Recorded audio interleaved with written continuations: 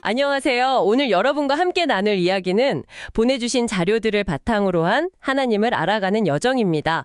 특히 그 복음 나눔 스텝 1이라는 과정의 첫 시간 내용을 좀 깊게 들여다보려고 해요. 이게 보니까 이미 교회에 좀 익숙하신 분들이 복음을 좀 더 새롭게 깊이 만나도록 돕는 그런 과정이더라고요.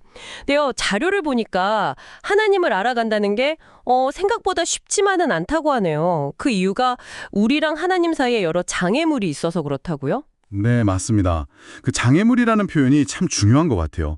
근데 더 흥미로운 건 우리가 아예 인식조차 못하는 그런 장애물도 있다는 거예요. 자료에 이런 얘기가 나오거든요.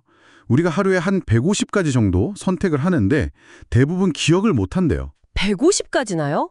와, 정말 많네요. 근데 기억을 못한다니. 그렇죠. 이게 뭘 의미하냐면 우리가 의식적으로는 하나님을 알려고 해도 나도 모르는 사이에 어떤 다른 힘? 그러니까 이런 장애물들 때문에 전혀 다른 방향으로 가고 있을 수 있다는 거죠. 머리로는 이쪽인데 실제 내 삶, 뭐랄까 몸은 저쪽으로 가고 있는 그런 비유가 딱 맞아요. 아, 머리랑 몸이 따로 움직일 수 있다. 그 비유 정말 확 와닿는데요. 그럼 우리가 모르는 그런 장애물 말고 또렷하게 인식할 수 있는 그런 장애물들은 구체적으로 어떤 것들이 있다고 자료에서 이야기하나요? 네, 자료에서 딱 5가지를 짚어주는데요.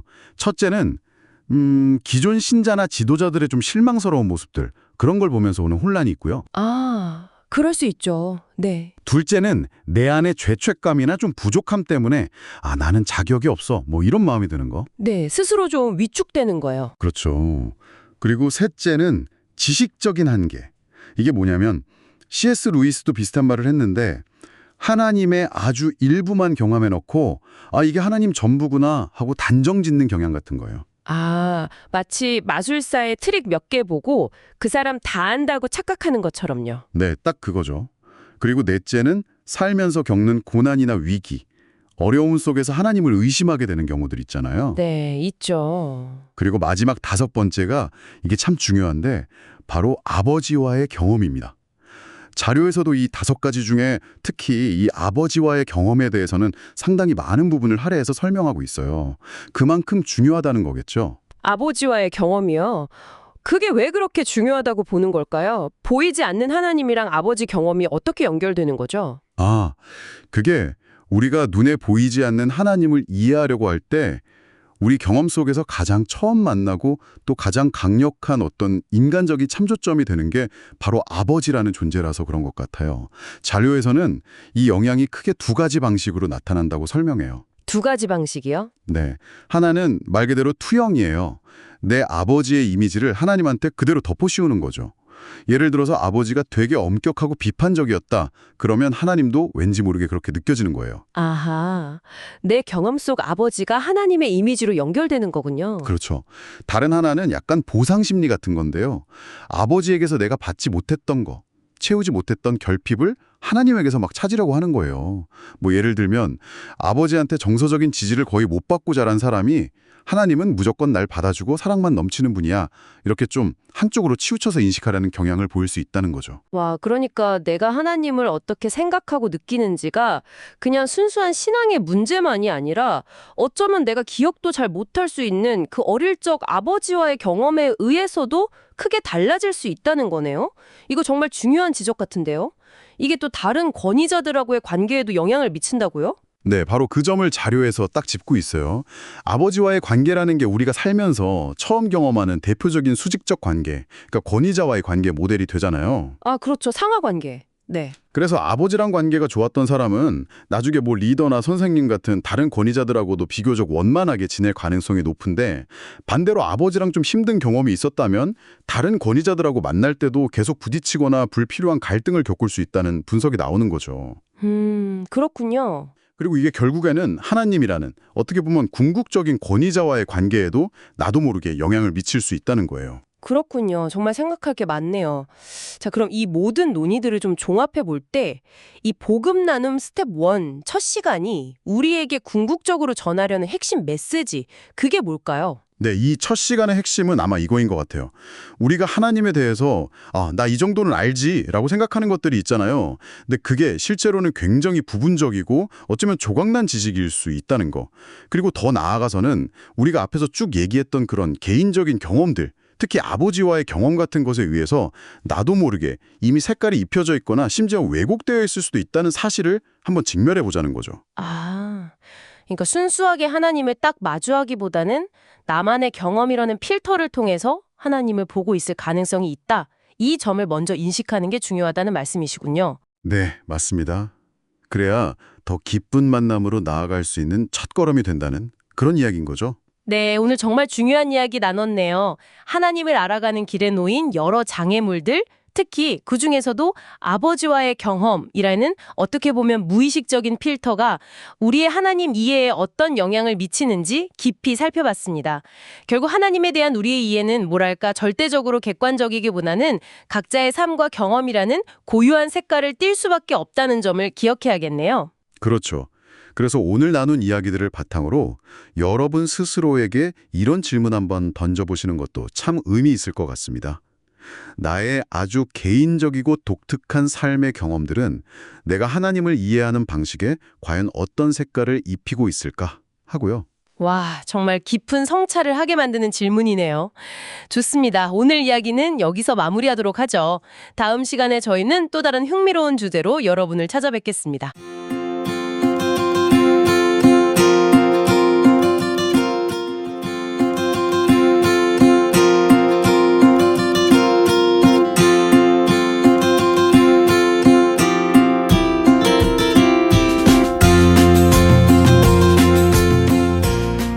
안녕하세요. 복음 나눔 스텝 1 그 두 번째 탐구의 시간입니다. 네, 안녕하세요. 지난번에는 우리가 하나님을 좀 부분적으로 알거나 때로는 오해하기도 한다는 점, 특히 아버지와의 관계가 여기에 영향을 줄 수 있다는 이야기 나눴었죠. 네, 맞아요. 그런 지점들을 짚어봤습니다. 오늘은 여기서 한 걸음 더 나아가 보려고 하는데요. 바로 당신에게, 듣고 계신 당신에게 가장 중요한 것이 대체 뭘까? 이걸 같이 한번 찾아보는 시간을 갖겠습니다. 가장 중요한 것. 이게 사실은 자기 자신을 이해하는 데 굉장히 중요하죠. 그렇죠. 이걸 아는 게 왜 중요하냐면요. 당신이 해주신 여러 기록이나 이야기들을 보니까 이게 당신의 말, 행동, 그리고 어떻게 보면 살아온 삶 전체를 이해하는 어떤 열쇠 같은 게 될 수 있겠더라고요. 네, 맞아요. 자신의 동기를 아는 거니까요. 자, 그래서 오늘 당신의 자료들을 좀 보면서 이 중요한 질문을 한번 파헤쳐 볼까 합니다. 네, 좋습니다. 보통 사람들이 뭘 중요하게 여길까요? 자료들을 보면 대표적인 예시가 몇 개 나오는데 첫 번째가 역시 돈이더라고요. 그렇죠. 자본주의 사회니까 어쩔 수 없는 면도 있고 또 재정적으로 어려움을 겪어봤다면 더더욱 그럴 수 있고요. 맞아요. 돈 때문에 힘들었던 기억이 있으면 그게 아주 강하게 남죠. 그리고 두 번째는 명예인데 이게 좀 흥미로웠어요. 그냥 남들한테 칭찬받고 인정받고 싶다. 이건만이 아니라 네, 어떤 면이요? 다른 사람 평가에 상관없이 그냥 나 자신을 지키려는 거 있잖아요. 그런 강한 자존심으로 나타나기도 한다고요. 아, 네, 맞아요. 그 자존심. 적극적으로는 인정 욕구, 소극적으로는 나 건들지 마 하는 자존심. 그것도 일종의 명예를 지키려는 모습이죠. 네. 당신의 경험 속에서도 혹시 이런 모습이 떠오르시나요? 한번 생각해 보시면 좋겠고요.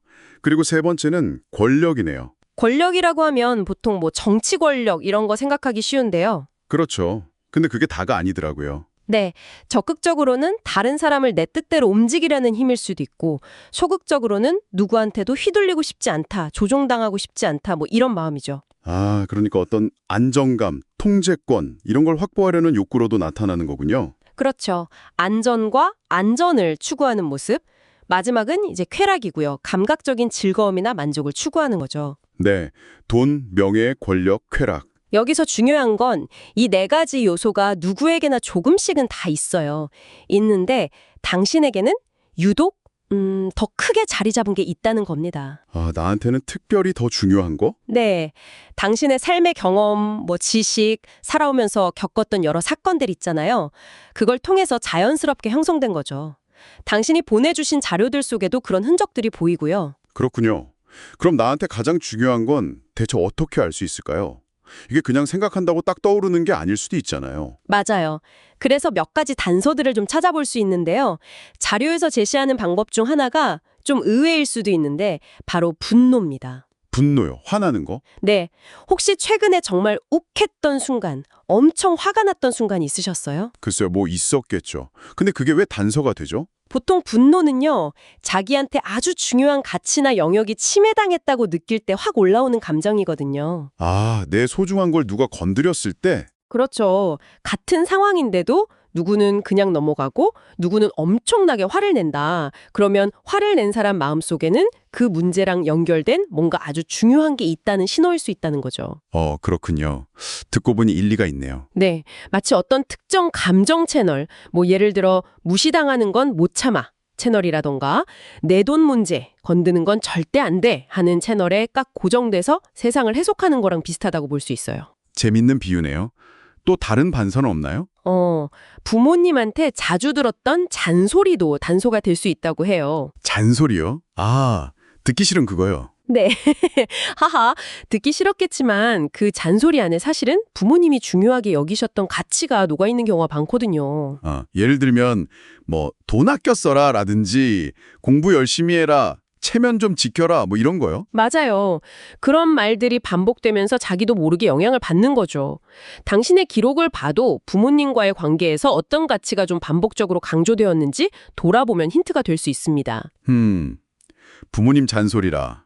생각 좀 해봐야겠네요. 또 다른 건요? 또 하나는 인생의 중요한 선택들을 돌아보는 거예요. 결정적인 순간들 있잖아요.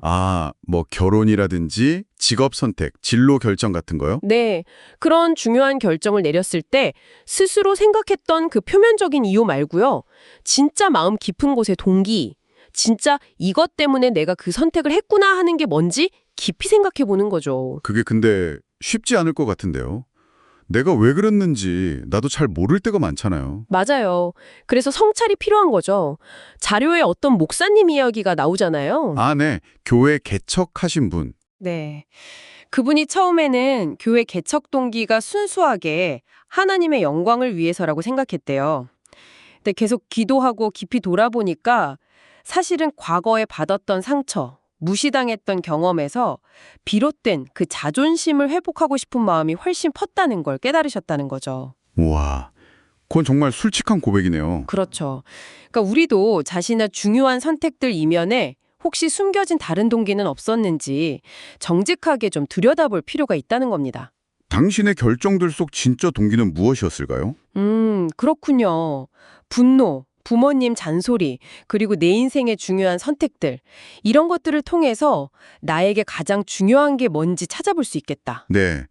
그런 단서들을 따라가 보는 거죠. 근데 그렇게 한번 딱 자리 잡은 중요한 것은 그냥 마음속 생각으로만 끝나는 게 아니겠죠. 그럼요. 그게 결국 우리의 생각, 또 말, 그리고 행동으로 다 드러나게 되어 있어요. 생각하고 말하고 행동하고. 네. 그리고 그게 반복되면 습관이 되고요. 습관이 쌓이면 그 사람의 인격이 되고 그 인격이 결국 인생 전체의 방향을 만들어가는 거죠. 와, 이게 그렇게 연결되는군요. 나도 모르는 사이에 내가 가장 중요하다고 여기는 그 가치를 따라서 살아가게 된다는 거네요. 네, 맞습니다. 자기도 모르게 그 중요한 것을 지키고 더 얻으려고 애쓰는 삶을 살게 되는 거죠. 듣고 보니 좀 무섭기도 한데요. 네. 근데 바로 이 지점이요. 자료에서 언급하는 사단의 전략과 연결될 수 있다는 해석도 있어요. 사단의 전략이요? 네. 성경적인 관점에서 보면 사단이 우리의 약점을 너무 잘 안다는 거예요. 그래서 우리가 가장 중요하게 여기는 바로 그것, 그 아킬레스건을 딱 건드려서 우리를 시험에 들게 하고 넘어뜨리려고 한다는 거죠. 평안을 깨트리고요. 그래서 늘 비슷한 문제로 넘어지고 힘들어하는 건가? 그럴 가능성이 높다는 거죠. 만약 당신이 계속 반복해서 어려움을 겪거나 시험에 든다고 느끼는 영역이 있다면 바로 그 지점이 당신이 가장 중요하게 여기는 가치와 아주 깊이 관련되어 있을 수 있다는 신호로 볼 수도 있습니다. 그렇군요. 내가 뭘 중요하게 여기는지 아는 게 영적인 싸움에서도 중요하네요. 네, 그렇죠. 나를 알아야 적의 공격 루트도 파악할 수 있으니까요. 오늘 저희는 당신에게 가장 중요한 것이 무엇일지 돈, 명예, 권력, 쾌락 같은 여러 가능성들을 놓고 함께 좀 깊이 들어가 봤습니다. 네, 어쩌면 당신의 삶을 지금까지 이끌어온 잘 보이지 않았던 그런 핵심 동력이었을 수도 있습니다. 네. 그걸 얻으려고 막 노력하고 또 때로는 그게 좀 위협받는다 싶으면 자신도 모르게 강하게 반응하고 그랬겠죠. 당신의 생각, 당신의 말, 행동 하나하나, 그리고 그게 쌓여 만들어진 습관과 인격, 결국 당신의 삶 전체가 어쩌면 바로 이 중요한 것을 중심으로 조각되어 왔다고 해도 과언이 아닐 겁니다. 자료에 보니까 우리가 하루에도 150번이 넘는 선택을 한다고 하던데 네, 그렇죠. 의식적이든 무의식적이든. 그 수많은 선택들이 모이고 모여서 결국 당신이 걸어온 길이 바로 이 핵심 가치를 향해 있었을지도 모른다는 생각이 드네요. 네, 그럴 수 있습니다. 자, 그렇다면 이제 마지막으로 이 질문을 한번 당신에게 던져보고 싶습니다. 오늘 나눈 이야기들을 바탕으로 한번 생각해 보시면 좋겠어요. 네, 어떤 질문인가요? 만약 하나님께서 옛날 아브라함에게 가장 소중했던 아들, 그 이삭을 바치라고 요구하셨던 것처럼 오늘 당신에게 네가 지금 가장 중요하게 붙들고 있는 바로 그것, 그래 바로 그거 내려놔라 이렇게 말씀하신다면 당신은 어떻게 반응하시겠습니까? 와, 정말 어려운 질문이네요. 네, 쉽지 않은 질문이죠. 이 질문을 가지고 한 주간 좀 깊이 묵상해 보시는 시간을 가지면 어떨까 싶습니다. 네, 자신의 가장 깊은 곳을 들여다보는 시간이 될 것 같습니다.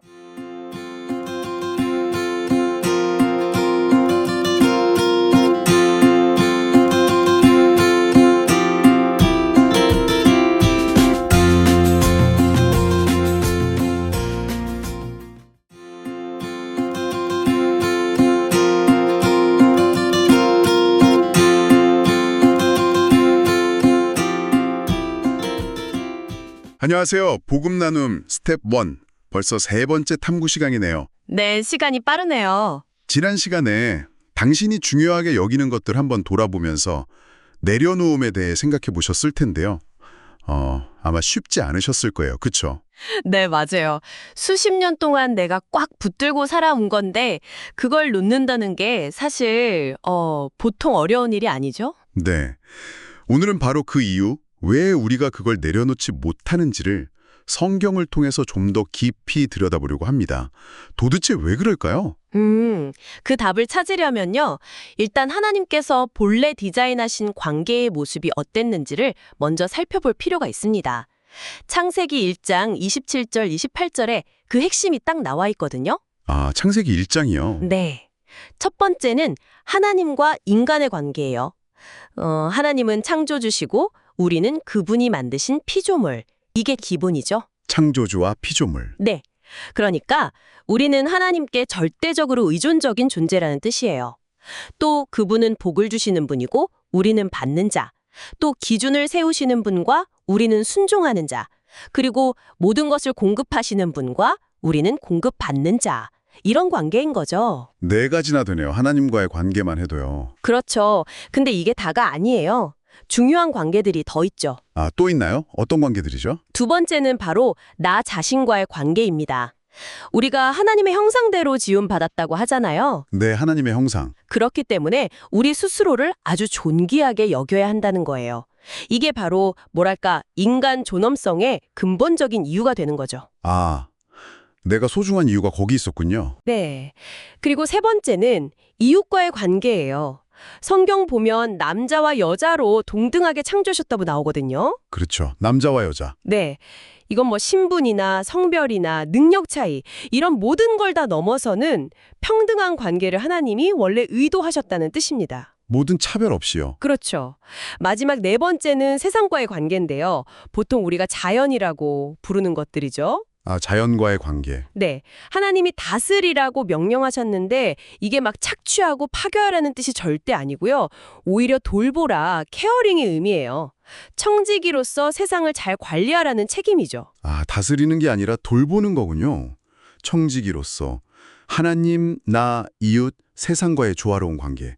이게 본래 모습인데, 근데 지금 우리의 현실은 어떤가요? 글쎄요. 말씀하신 대로 정반대인 경우가 너무 많죠. 네. 하나님은 그냥 잊고 살 때가 많고 또 나 자신을 막 함부로 대하거나 비하하기도 하고 맞아요. 이웃과는 끊임없이 갈등하고 경쟁하고 또 세상은 돌보기는커녕 막 파괴하기도 하잖아요. 네. 왜 이렇게 다 깨져버렸을까요? 이 모든 깨어짐의 근본적인 원인이 대체 뭘까요? 세상은 뭐 정치나 경제, 과학, 교육 이런 걸로 해결해 보려고 여러 가지 노력을 하잖아요. 네, 그렇죠. 계속 노력하죠. 근데 근본적인 해결책은 잘 안 보이는 것 같아요. 성경은 이 모든 문제의 뿌리를 딱 한 단어로 진단합니다. 바로 죄 때문이라는 거죠. 죄요? 죄하면 보통 도둑질하거나 거짓말하는 거, 부 먹이는 거 이런 행동들을 떠올리기 쉬운데요. 네, 보통 그렇게 생각하죠. 그건 근데 죄의 열매 같은 거예요. 겉으로 드러나는 현상이죠. 성경이 말하는 죄의 본질, 그 뿌리는 훨씬 더 깊은 곳에 있어요. 뿌리요? 네. 창세기 3장에 보면 그 선악과 이야기가 나오잖아요. 네, 알죠. 뱀의 유혹. 그렇죠. 뱀이 너 이거 먹으면 하나님처럼 될 수 있어. 이렇게 유혹하잖아요. 그 유혹에 넘어가서 선악과를 따먹은 행동은 단순히 그냥 명령을 어겼다. 이걸 넘어서는 의미가 있어요. 그건 인간이 스스로 하나님의 자리에 앉으려고 했던 시도였던 거예요. 그러니까 그 성경에서 말하는 죄라는 게 단순히 나쁜 행동 그 자체가 아니라 그 이전에 내가 내 삶의 주인이 되려는 태도, 내가 하나님 자리에 앉으려는 것, 그거 자체가 죄라는 거군요. 정확합니다. 나무로 비유하자면 겉으로 보이는 나쁜 행동이나 마음의 문제, 이런 건 열매나 기둥 같은 거고요. 진짜 문제는 그 뿌리, 즉 내가 하나님 자리에 앉아 있으려는 근본적인 태도, 이게 문제라는 거죠. 뿌리가 문제다. 네.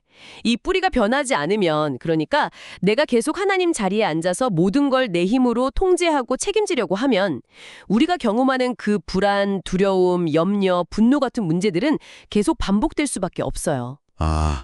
그래서 그런 거군요. 내가 기준이 되고 내가 공급자가 되려고 하니까 당연히 버겁고 힘들고 관계도 깨지고. 그렇죠. 그럴 수밖에 없는 거예요. 이게 바로 우리가 지난 시간 숙제였던 내려놓음을 그토록 어려워하는 근본적인 이유이기도 하고요. 내가 꽉 쥐고 있는 걸 놓으면 큰일 날 것 같으니까요. 그러네요. 정말 그러네요. 자, 그럼 지난 1과부터 오늘 3과까지 내용을 한번 쭉 정리해 볼 필요가 있겠어요? 네, 좋습니다. 한번 정리해 보죠. 1과에서는 우리가 하나님에 대해서 아는 게 사실은 좀 부분적이고 어떨 땐 왜곡들어 있기도 해서 하나님을 100% 신뢰하기가 어렵다는 이야기를 나눴었죠. 맞아요. 머리로 아는 것과 실제 신뢰는 다르다는 거였죠.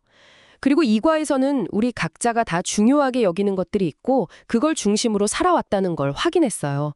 그래서 그걸 지키려고 나름대로 애쓰다 보니까 자신만의 어떤 방법이나 수단이 필요했던 거고요. 네.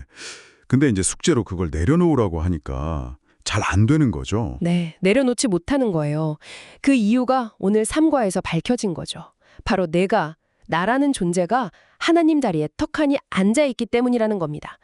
그리고 성경은 바로 그것을 죄라고 부르는 거고요. 결국 내가 하나님 자리에 앉아서 내 힘으로 내 기준으로 열심히 살아가려는 그 삶의 방향 자체가 결국은 하나님과의 단절, 또 모든 관계와의 단절, 그리고 궁극적으로는 죽음으로 향할 수밖에 없다는 거네요.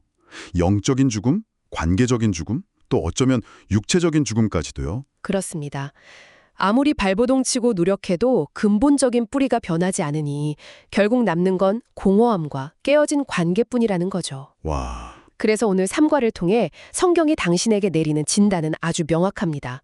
당신이 그동안 하나님 자리에 앉아서 살아온 그 삶의 방식 안에는 당신 스스로의 힘만으로는 어떤 답도 없고 어떤 소망도 없다는 것입니다. 답도 없고 소망도 없다. 네. 당신이 바로 죄인이라는 사실을 정면으로 마주하게 하는 거죠. 내가 하나님 자리에 앉아 살아왔기 때문에 내 안에는 소망이 없다.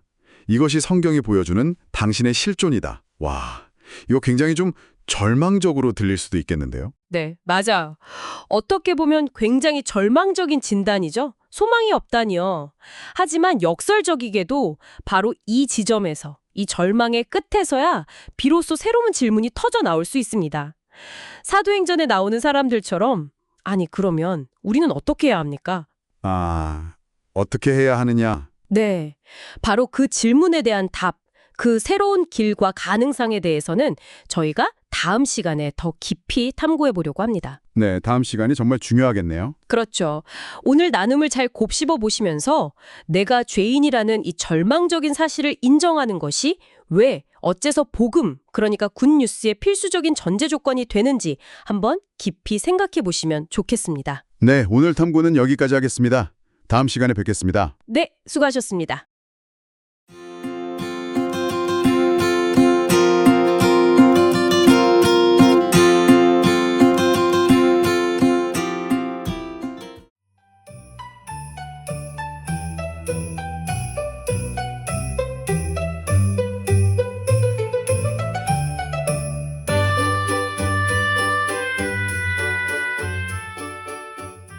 안녕하세요. 굿뉴스 복음 나눔 스텝 1 여정. 드디어 오늘이 그 네 번째이자 마지막 시간이네요. 네, 맞습니다. 벌써 마지막이라니 시간이 참 빠르네요. 그러게요. 지난 시간 동안 저희가 함께 살펴본 그 자료들하고 또 당신께서 나눠주신 그 소중한 경험들을 바탕으로요. 오늘은 스텝 1 전체를 한번 쭉 훑어보면서 핵심 내용을 정리해보려고 합니다. 네, 좋습니다. 이 스텝1 여정의 마무리를 잘 짓는 시간이죠. 복음이라는 이 좋은 소식이 정말 무엇인지, 그리고 그게 당신의 삶에 어떤 의미가 있고 또 어떤 변화를 가져올 수 있는지 좀 더 구체적으로 확인해보는 그런 시간이 될 겁니다. 네, 저희가 처음 던졌던 질문이 그거였잖아요. 우리 삶에 왜 이렇게 어려움이 많을까? 뭐 관계 문제라든가 자료에서도 나왔고 그 형제분과의 어떤 단절 경험이나 스트레스 받을 때 확 날카로운 말이 나가는 거. 네네. 기억납니다. 그런 문제들의 근본 원인이 결국은 하나님과의 관계가 이렇게 끊어진 상태, 단절 때문이라고 했었죠. 뭔가 공허함, 그런 느낌이요. 바로 그 지점이에요. 그 단절감 속에서 굿뉴스, 복음이 딱 등장하는 겁니다. 핵심은 그거죠.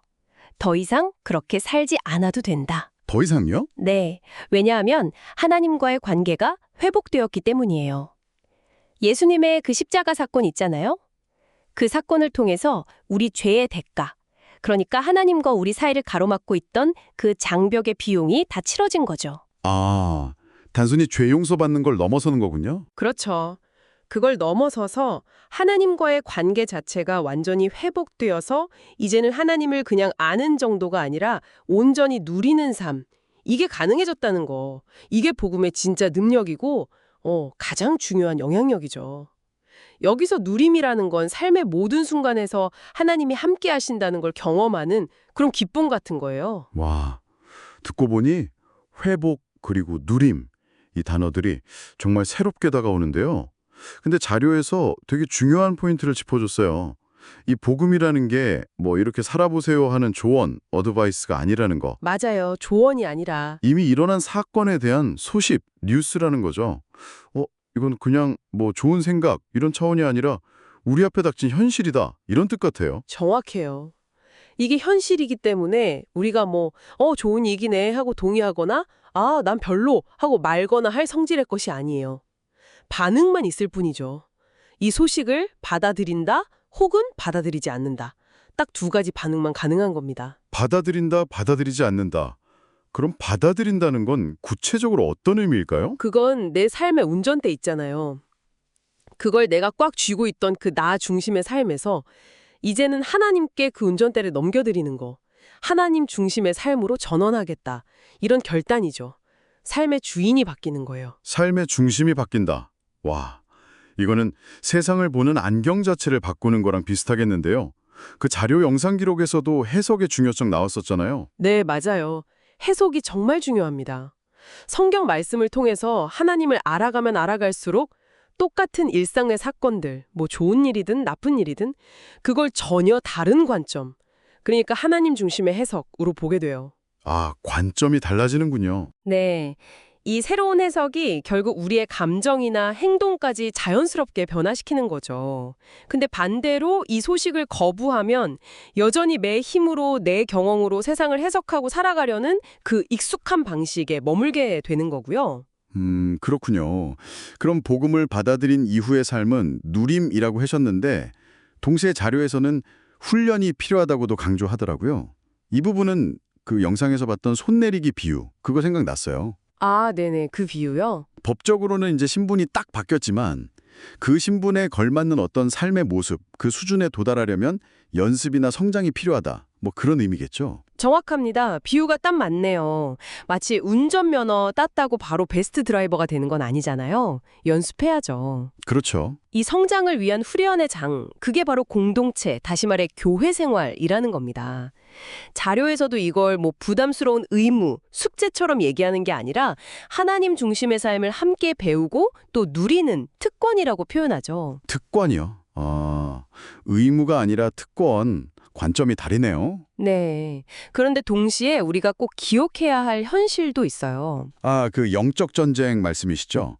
새로운 정체성으로 살고는 싶은데 과거에 그 익숙했던 습관들이 자꾸 발목을 잡는 그런 내적인 시름. 로마서 7장에 나오는 그 솔직한 고백처럼요. 맞습니다. 바울의 그 고백. 이 내적인 갈등, 영적 전쟁은 우리가 뭐 잘못해서 겪는 게 아니라 지극히 정상적인 과정이라는 거예요. 실패가 아니고요. 하나님 중심으로 살려는 그 새로운 마음하고 과거의 자기 중심적인 습관하고 계속 싸우는 거죠. 이걸 인정하는 게 중요해요. 아, 내가 지금 싸우고 있구나. 그렇군요. 정상적인 과정이다. 이걸 아는 것만으로도 좀 위로가 되네요. 자, 이제 스텝 1을 마무리하면서 자료는 몇 가지 중요한 자기 고백으로 저희를 이끌더라고요. 좀 정리해보면 첫째, 내가 내 삶의 주인 노릇하려고 했다는 걸 인정하는 거. 네, 그게 첫 번째죠. 둘째, 내 힘, 내 방식만으로는 진짜 답이 없다는 걸 시인하는 것. 셋째, 이 교회 생활이라는 특권을 통해서 하나님 자녀답게 사는 법을 훈련하겠습니다 하고 결단하는 거. 네, 결단이 중요하고요. 그리고 넷째, 이 모든 과정에서 영적 전쟁이 반드시 따라온다는 것을 받아들이는 것. 이렇게 네 가지였어요. 네, 맞습니다. 아주 정리를 잘 해주셨네요. 그런데 이 고백들이 끝이 아니에요. 마침표가 아니라 새로운 여정의 이제 시작을 알리는 출발선 같은 겁니다. 이제 시작이다. 네, 살다 보면 넘어지고 실수하는 거 당연합니다. 중요한 건 포기하지 않는 거예요. 계속해서 복음이신 예수님을 더 알아가고 그분과 함께 걷는 거죠. 자료에서도 스텝 1 내용을 꾸준히 좀 복습하고 약 1년 정도 뒤에 있을 스텝 2에서 특히 이 영적 전쟁에 대해서 더 깊이 나누게 될 거라고 안내하고 있잖아요. 네, 맞아요. 스텝 2 예고도 있었죠. 자, 이렇게 굿뉴스 복음 나눔 스텝 1의 마침지도와 함께 펼쳐보았는데요. 들어보니 복음은 결국 그 단절된 상태에서 회복으로 나아가고 또 그 회복된 관계 안에서 하나님을 마음껏 누리며 살아가는 새로운 삶, 그 삶으로의 초대라는 게 더 분명해지는 것 같습니다. 이 모든 이야기가 오늘 당신에게는 어떤 울림으로 남으셨는지 궁금하네요. 마지막으로 한번 생각해 보실 질문 하나를 좀 던져드리고 싶어요. 자료에서 영적 훈련을 은혜의 통로라고 표현했거든요. 은혜의 총로요? 네, 그냥 교회에 출석하는 행위, 그걸 넘어서서요. 이번 한 주 동안 당신이 의식적으로 하나님의 은혜가 이렇게 흘러들어오는 그 통로 안에 자신을 좀 머무르게 하기 위해서 시도해 볼 수 있는 아주 작지만 꾸준한 습관, 그런 게 뭐가 있을지 한번 고민해 보시면 어떨까요? 뭐 거창하지 않아도 좋습니다. 아주 작은 거라도요. 은혜의 통로 안에 머무는 작은 습관. 좋은 질문이네요. 오늘 이 깊은 나눔 정말 감사했습니다. 스텝 1 여정을 함께해 주신 모든 분들께도 감사드립니다.